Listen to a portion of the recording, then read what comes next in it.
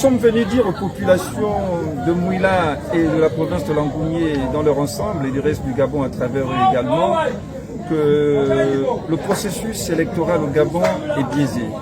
Parce que la Constitution et le Code électoral ne répondent pas aux critères démocratiques, mais sont taillés à la mesure d'un homme, le général Brice Clotaire Oligui Nguema, et tout est fait pour qu'il soit le futur président du Gabon.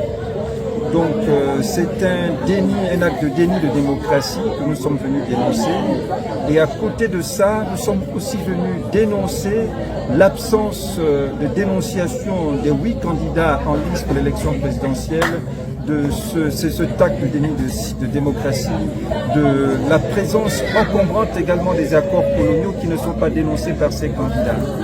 Donc ces accords coloniaux octroient un déni de souveraineté à notre pays parce que nous ne sommes pas indépendants, un déni également de souveraineté économique parce que les multinationales françaises pillent le Gabon depuis près de 100 ans, un déni également de souveraineté militaire parce que nous subissons une présence encombrante de l'armée française.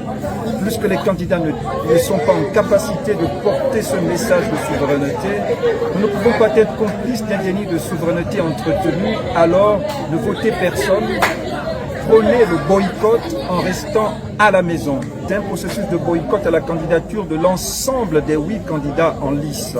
Parce que ces candidats ne sont pas en capacité de porter le combat de la souveraineté nationale.